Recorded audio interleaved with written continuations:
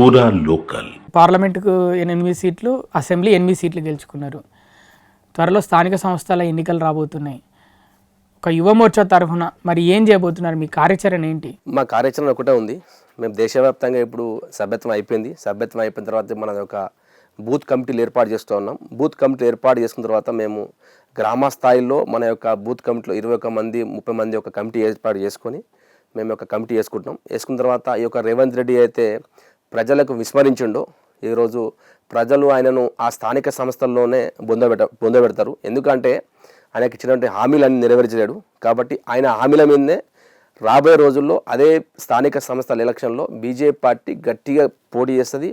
60% అధిక స్థానం గెలిచి మేము సీఎం రేవంత్ రెడ్డిని బొందబెడతామని చెప్తా ఉన్నాం. ఓకే, మీరు అలా చెప్తున్నారు. మరి 1 ఇయర్ పాలన కంప్లీట్ అయింది, వాళ్ళది సక్సెస్ఫుల్గా ప్రజాపాలన విజయోత్సవాలు జరుపుకుంటున్నారు. 7వ తారీఖు నుంచి స్టార్ట్ అవుతున్నాయి.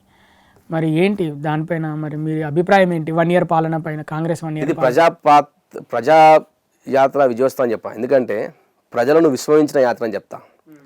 ప్రజలను విస్మరించి ఆయన యాత్ర చేస్తుండు, ప్రజాపాలన చేస్తుండు.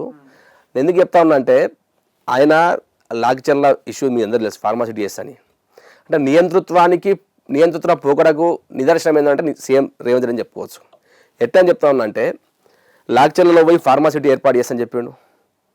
ఎవరు ఆ యొక్క రైతులను మాట్లాడకుండా వాళ్ళతో సంప్రదించకుండా ఏకతాటిపై నిర్ణయం ఫార్మా విలేజ్. తర్వాత ఏం చేసిండు? రిటర్న్ తీసుకుండు. నేను ఏమంటా ఉన్నా అంటే నువ్వు తీసుకునే నిర్ణయాలు వాటితో మాట్లాడి చర్చించి నీ సొంత కాన్స్టిట్యున్సీ అది, నువ్వు అక్కడ నుంచి పోటీ చేసినావు. ఈరోజు సీఎం ఉన్నావంటే అక్కడ నుంచి పోటీ చేసినందుకు సీఎం అయినావు.